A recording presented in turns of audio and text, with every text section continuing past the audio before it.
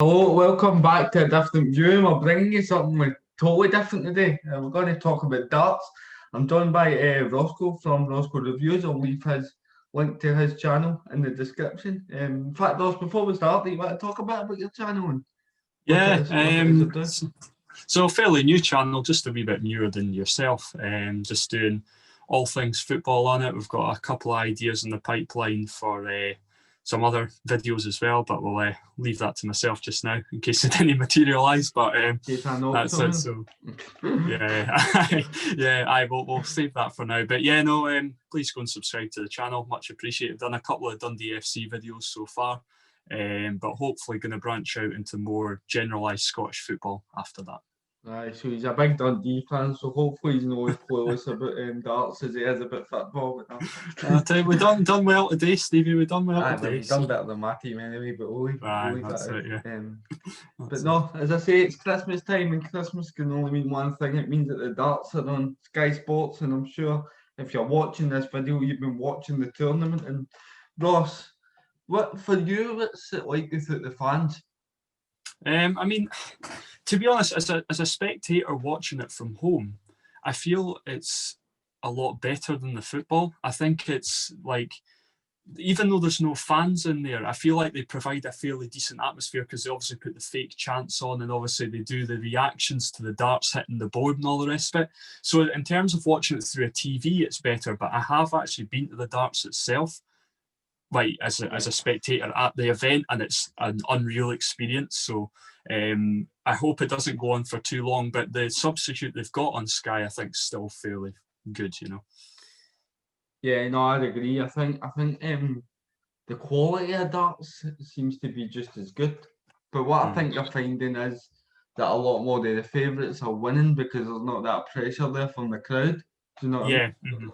Yeah, well, I mean, we'll touch on that later on. There's a couple of players there that are actually playing a lot better darts just now because there's no crowd there. But yeah, as I say, we'll touch on that a little bit later on. Yeah, but as for some players, obviously they feed off that energy. As you say, well, that's true. Yeah, it can work the other way. Yeah, exactly. Yeah, so it just depends. Yeah. But basically, what we're going to do for this video is we're going to go through each quarter, and we're into the last 32 of the tournament now, and predict our winners, and then from each of the last 32 games, and then we'll give you a quarter final lineup as well, and we'll also speak about some dark horses to watch out for in the tournament. So we'll just get right into it, Ross.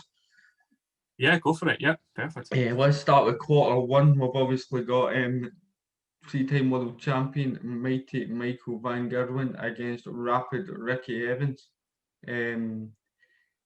What do you think of that? I mean, he's played Ricky Evans last year and they beat him 4-1. Do you expect a similar scoreline to come out of that one? Yeah, I think Michael van Gerwen, I think he's, after his disappointment at the Premier League, I think he'll be wanting to bounce back with some form of a vengeance, and I'd be very surprised if he doesn't make the semi-finals or the finals of this tournament for sure. He's an incredible player, and he had a very disappointing, fairly early exit from the Premier League, so he'd be wanting to bounce back. So yeah, I can't see past Michael van Gerwen for that. I think he averaged 109 in his first round game against Ryan Murray, the Scotsman. So I think he's flying. Yeah. I would expect him to go through that 1-4-0, and then they'll play the winner of Johnny Clayton versus Joe Cullen. Now this is a tight game because this is like 16th seed to be 17th seed, two players that are very similar in quality. I could see this one going all the way. Yeah, I think so. I think so, and I think obviously Joe Cullen, he got into the latter stages against Gary Anderson at the World Match Play a few years back. I don't know if you remember. I'm sure they had a dart for the match, and a fly actually flew in front of the board, and made it, and that caused them to miss. And then Gary Anderson went on to win the match and then win the tournament.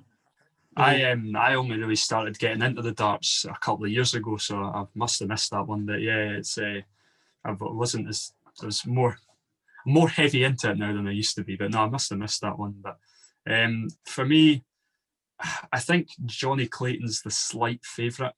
Yeah, he's been playing slightly better over the last couple of years than Joe, hasn't he? I mean, you won the World Cup of Darts with Gerwan Price for Wales.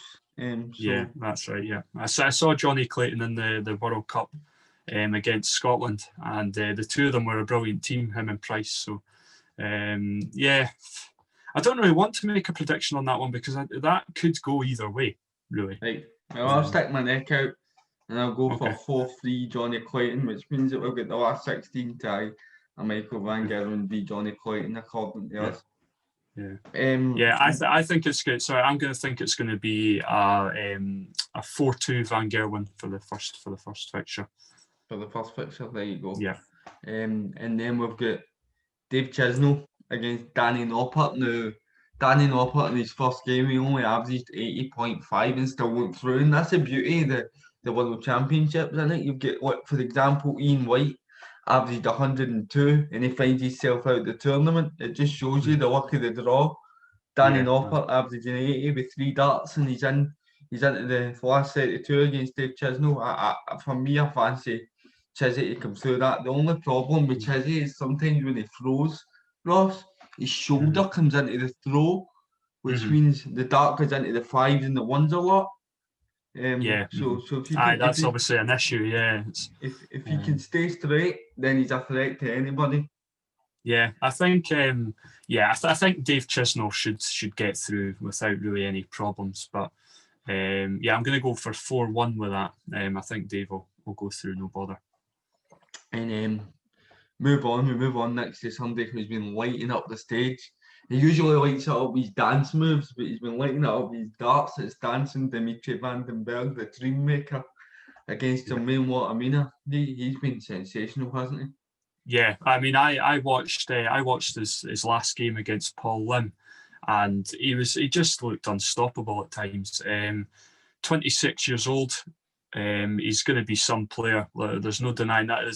He's bound to be a future world champion for sure. I think he's got that sort of aura about him. I think the only thing that lets him down at the moment is the fact that when there's crowds there, he kind of struggles. But I think because there's no crowds there at the moment, it's really playing into his hands a little bit.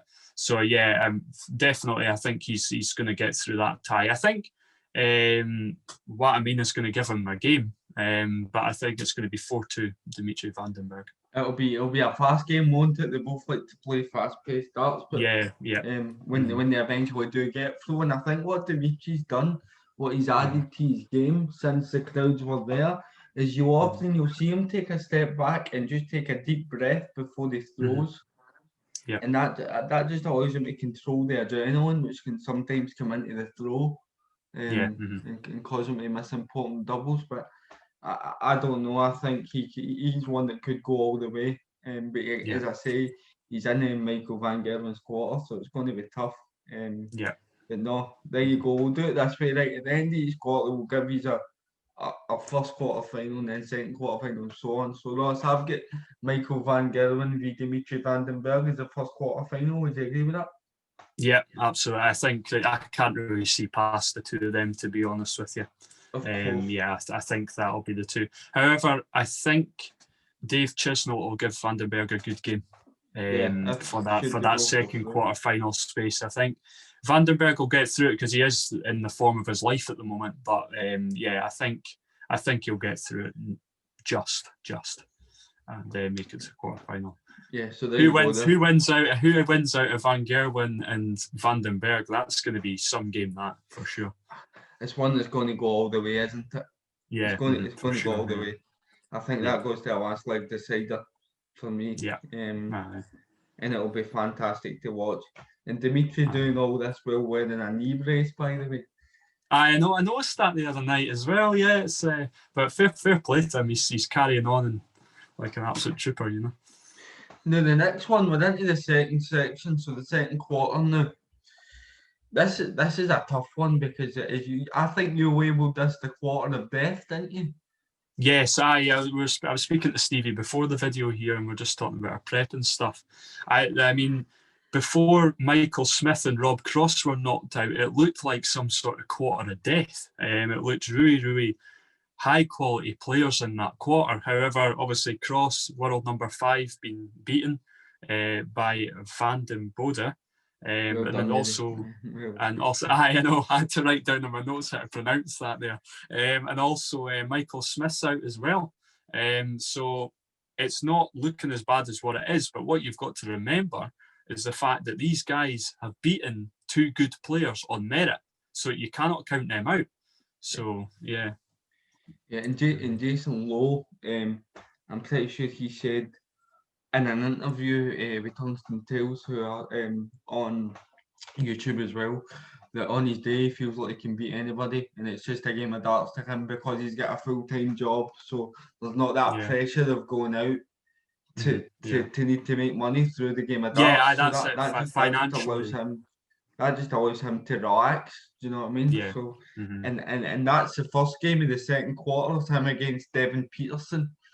Mm-hmm. Now Dev's made massive improvements to his game. He's worked alongside former World Championship semi-finalist Wayne Mardle. And he's basically changed his darts, and it's allowed him to. I'm sure it was the flights he changed, and it's allowed him to get more 180s because it's created more space for him the way his darts lie on the board. So he can be a 180 machine. The only thing he needs to work on is his doubles. And then, as you say, Jason Lowe averaging above 100. This is one that could go with the flip of a coin for me. Yeah. But I've went with Devin edging it. Devin's going to edge it 4-3 for me. Yeah, I'm gonna go with Lowe. I'm gonna play. I'm gonna go with Jason Lowe instead. As I said, that not so much pressure on him to succeed might play into his hands. I think I'm gonna go with Jason Lowe win there. Score 4-2 Jason Lowe. Then next up, we've got the homeboy, the boy for Arbroath, Gary Anderson versus Mensur Suljovic. Now Gary's got a dodgy knee. He actually needs an operation on his knee, and a lot of people might be sitting there going, how does that affect his throw? Well, he still needs to walk back and forth to the dartboard after there was a throw, doesn't he? So it'll be interesting to see if we can withstand that. And also the thing you need to think about is Mensur's pace. Mensur's quite a slow thrower, and Gary just likes people who get on with the game. Yeah, that's it. Gary Anderson, playing against slow players absolutely drives him nuts. So yeah, but this should be a really interesting game. This one, I think I'm going to enjoy watching this one for sure. Yeah, they both tested that. Contested that. Sure, it was a match play final. Was it the one that I was mentioning where Joe Cullen got knocked out? That Gary eventually went on and won. Mensur contested that final game, and that was a great game as well. So I think this will be a good one. You look at their averages from the first games that they played.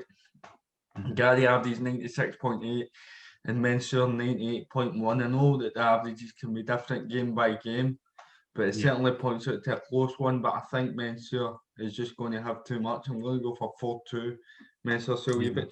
I've got a feeling that you're going to disagree with me on that.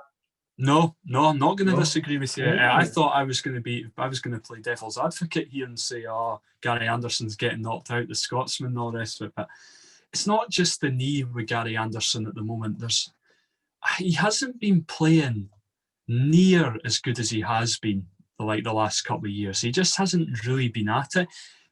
I'm just going to be really controversial. Does he look interested at times? I think he doesn't really look interested. Well, he's come out in interviews, Ross, and he said that he's picked up the darts about 6 times this year to practice.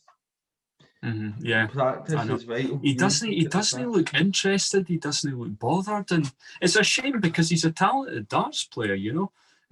But yeah, no, I'm going for Suljovic as well. I think he'll win. I think he'll win comfortably. I think it will be 4-1. 4-1. But I'm telling you, watch out. Watch out for Gary because he said. Yeah, I know that. This is the beauty. Not just now. He said that next year he's giving it a real go, mate. So see next year, he could win everything, mate.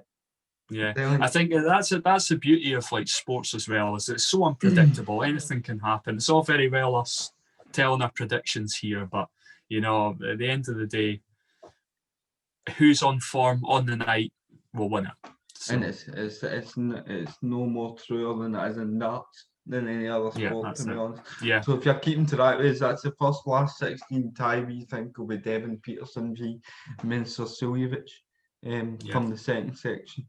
And then we've got the Ober Genius.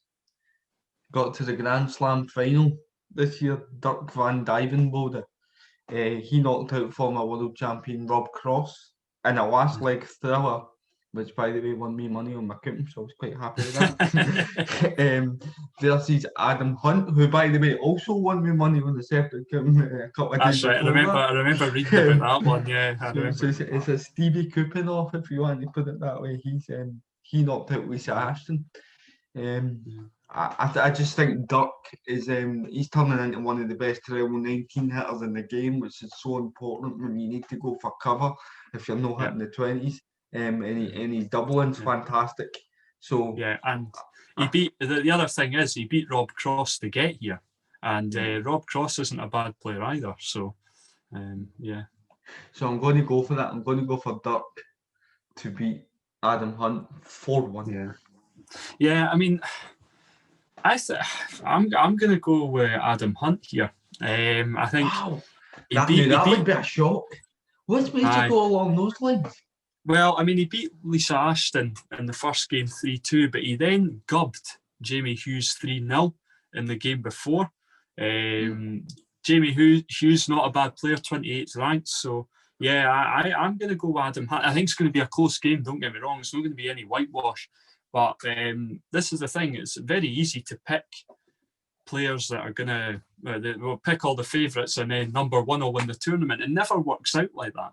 So yeah, I'm going with Adam Hunt here. I think there's going to be a bit of a shock on the cards with that. Right, okay. It'll be interesting to see who's. Do you know what we'll do, right? See after the last 16 or after the quarterfinals, we'll tally these up and I'll put a post out on Instagram and we'll see who gets the most out of me and right. Okay. And if it comes down to us getting the score, we both get the same player, right? We'll go for score lines, right?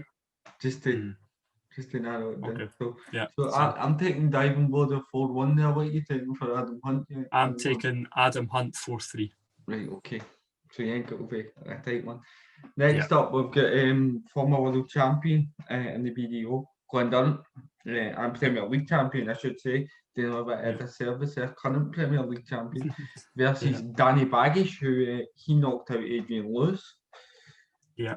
In the last round. Now, if you were asking me this last year, everything points towards a 4-0 victory. But Glenn's had COVID recently, and at the Grand Slam he looked a shadow of the player that we've seen. Do you think he can pull it out and do the business? He averaged 88.3 in his first match. Glendurant's my favourite player at the moment. I love the way Glendurant finishes. He's not a brilliant scorer, but in terms of when it comes to actually finishing with the doubles, he's probably the best out there for it for me. My favourite player just now, I know he's not looked great at times, but he's on the back of a Premier League win. He'll be wanting to build on that. So for me, it's a Durrant win. Danny Baggish, the American, he's 57th ranked in the world. He beat Adrian Lewis. Adrian Lewis is no mug, but he hasn't done a lot over the last few years, Adrian Lewis. So for me, I'm going for a Durrant win for sure. 4-1 for me. This is where I'm going to upset the apple cart here. Okay. I'm going to go for Danny Baggish to win this one 4-2. Okay. Yeah. I just think his confidence will be growing each game. He's already got further than what's been expected, so I don't think there'll be any pressure on him. He's proved that he can beat world champions before, and I don't think that Dazza has the form that he had last year. So that's why I'm going for Danny Baggish to win 4-2. So there we go. That's our last 16 game. For Ross, it will be Adam Hunt v Glendurant, and for me, over the other two will be Dirk van Duijvenbode v Danny Baggish. So we're going to have a totally different quarter final here. So who have you went for your quarter final for this quarter? So I've went with Suljovic and Glendurant. Suljovic and Durrant. My second quarter final is Devin Petersen v Dirk van Duijvenbode. So there we go. Interesting. We'll see what happens. See, this is the section for me that screams at brilliance. The third section. This is the section where there's loads of talent. Obviously anybody left in the competition is talented. You don't get to this point in the World Championships if you can't throw a dart. Do you know what I mean? Yeah. But first up, we've got the defending world champion, the Gringe as he likes to be known after his first appearance. Snakebite Peter Wright against the German Gabriel Clemens. Wright wins this one, doesn't he? Yeah, for sure. Peter Wright is a brilliant darts player. I think it's funny with Peter Wright. I don't know if he's still doing the thing with his glasses, but he takes his glasses off and he seems to play better darts. So he's a funny one, but he's obviously got this face paint and everything at the moment. He just seems to be playing some really good stuff. Yeah, I can't see past Peter Wright here. I think it's going to be a whitewash 4-0 for me. I'm going to go Snakebite to 4-1. I think Clemens will get a set, but Wright will be by far the better player. Now, the next one is the tie of the last 32 for me. This is the best tie of the whole thing in the next round. Krzysztof Ratajski versus Simon Whitlock. Now, Ratajski averaged 100.1 his last game, and Whitlock, sorry, no, I said Suljovic, averaged 101.2. Now we've seen Whitlock at the Grand Slam hitting 180s for fun. But Ratajski is one of the players that is as deadly in the finish as you can get. I think this one goes all the way. What do you think? Yeah, I don't know. This one's a really hard one to call. I think Simon Whitlock has been playing some really outstanding stuff at the moment. But Ratajski's not a bad player either. So I have gone with a Whitlock win, but it's going to go all the way. I think it's going to be 4-3. We've finally agreed on a scoreline. I'm going to go Whitlock 4-3 as well. Yeah, I think that's just going to. But by the way, if you're just a casual darts fan, make sure you tune in for that game. That game will be fantastic. Now we move on to the man that many of the pundits, your Wayne Mardles, your Rod Harringtons, have been tipping to potentially win it this year. James Wade up against Stephen Bunting. Wade is playing some of the best darts that I can remember since he first came on the scene. Stephen played okay in the last round. He averaged basically the same as James. So, but I just think that Wade's finishing is going to be too much for Bunting here. Yeah, James Wade, it's not really about the scoring with him, it's more about the finishing. And he's proven this year how good a finisher he is. Looked really strong in the last round, 3-0 defeat of Cullen. I can't pronounce the second name. Rides, I've got in the notes here. Yeah, Rides, that's it. There you go. So I think for me, James Wade all the way for this. Stephen Bunting's not a bad player, but yeah, I think James Wade will be too strong for him. This is the first whitewash for me. I think Wade wins it 4-0. Yeah, I'm going to go with 4-2. I don't think it'll be a complete. Actually, 4-1. 4-1. 4-1. Okay. Quick change your mind there. I have changed to what I've got in my notes. Next up, we've got the guy that's made a bit of a comeback out of nowhere. The Hurricane, Tim Huybrechts. Yeah. The guy that likes to throw bombs, 32-gram darts, Ryan Searle. Who, by the way, is going to be practicing with Gary Anderson after this tournament. So, again, watch it for him next year because those two throw at a similar pace. And I think if Searle can get a good practice partner, he'll fly up the rankings next year. This is another toss of a coin for me. I'm still, even as we sit here doing the video, I'm still struggling to pick a winner out of it. Yeah, I think Huybrechts, I think he obviously beat the 10th CD in white in the last round to make the third round, and he's 35, but he's had plenty of experience. I mean, he's done quite well. So for me, I'm going to go with Huybrechts here. I'm going to go 4-2. Okay, Huybrechts played in the Premier League. Got to, I'm sure it was quarterfinals of the World Championships before. Played in numerous World Cups for Belgium. I'm going to just say that the experience will pull him through this, but I still think it's going to go all the way. I'm going to go Huybrechts 4-3. So there we go. We went through the 4 games of the third quarter. Quarter final for me, I'm going to go Peter Wright v James Wade. Who's your quarter final in that section? Yeah, I'm going Peter Wright and Huybrechts. I've gone with, I think, James Wade. I think when it goes down to Huybrechts, James Wade, I think Huybrechts is going to pull through. I think there's something about him just now. He seems to be looking really, really strong. I know James Wade is as well, but yeah, Huybrechts for me.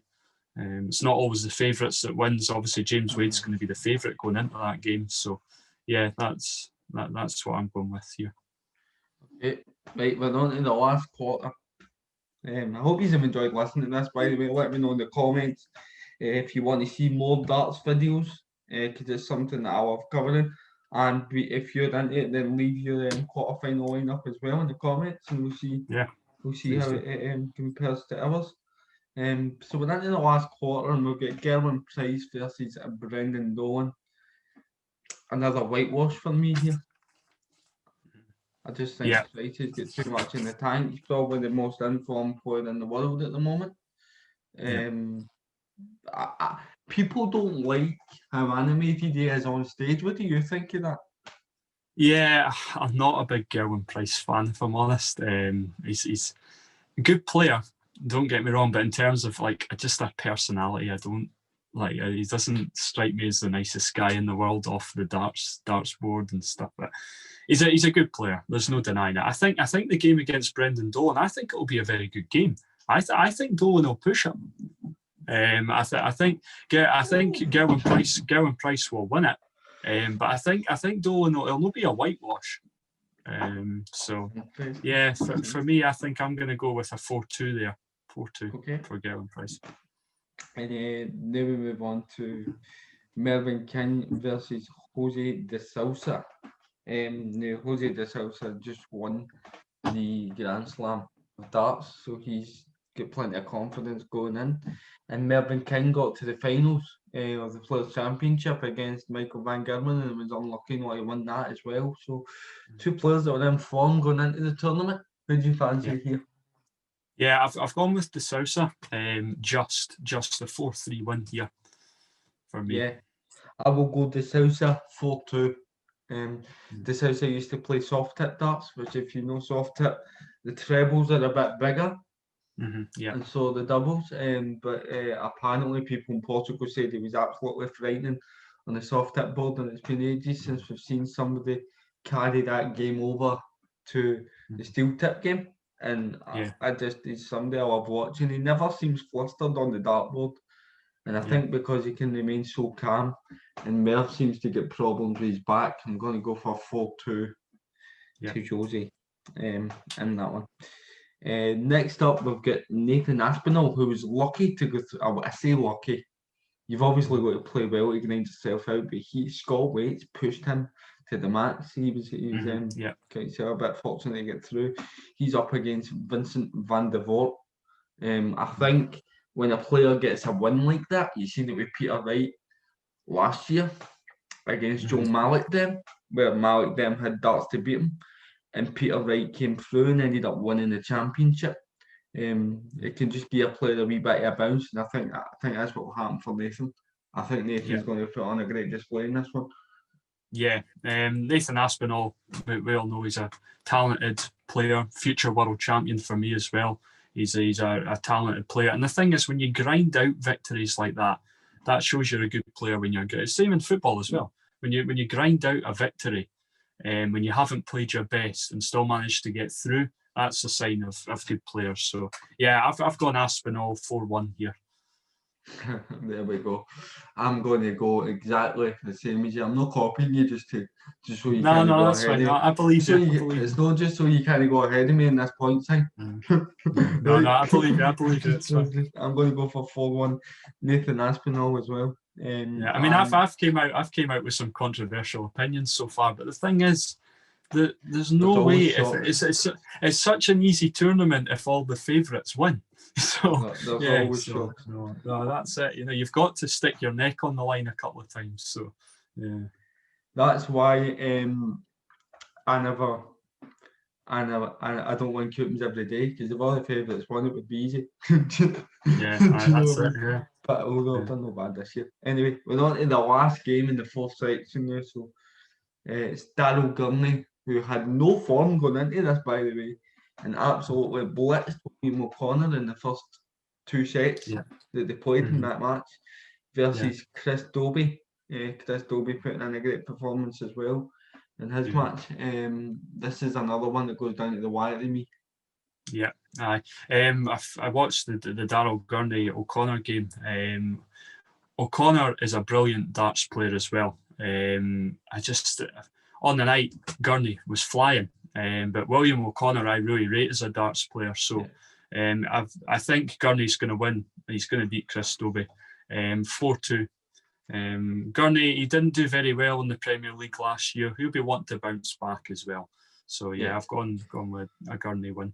Right, so I want to touch on William O'Connor, what you said there. I think for me, William O'Connor is one of the players that just needs that win against a big player. Yeah, Because Stevie's a brilliant darts player. I think he's a really, really good player. you've seen that he's got the game. Do you know when he loses it? Yeah, In here. And here's where it goes. And it's because he's not had that big win on the big stage yet. I think the minute he gets that, he'll he could be some player, yeah, for sure. Yeah, absolutely.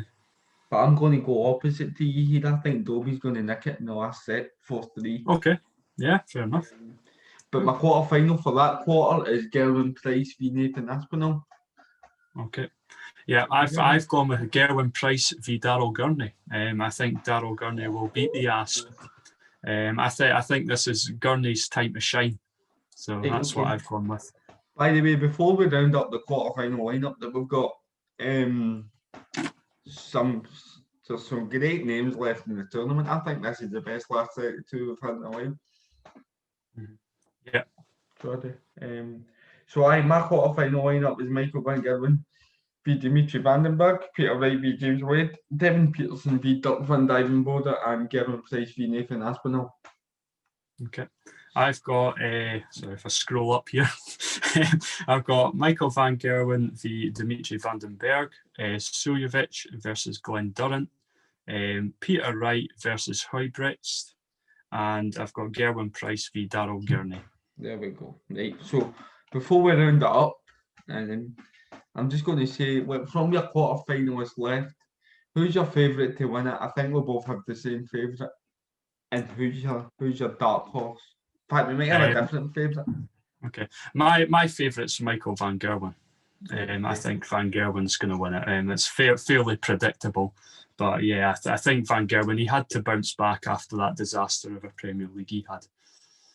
Yeah. In terms of a dark horse, I think Dimitri Van den Bergh's obviously a bit of a dark horse as well.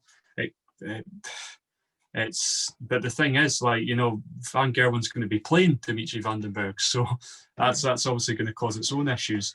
If Van den Bergh gets through that, he could go on and win it for sure. Okay. But yeah, I think, yeah, and also Daryl Gurney. I think Daryl Gurney's a bit of a dark horse as well for me. Interesting. It'll be interesting to see how all this pans out. It's just making me for it starting back tomorrow. But my favourite, and this is going to shock you, my favourite for the tournament is Dimitri Van den Bergh. I don't think there's anybody playing as good as him at the moment, and I include Michael Van Gerwen in that. Okay. And I think that's going to be the test, like you say, is if he can get through that game.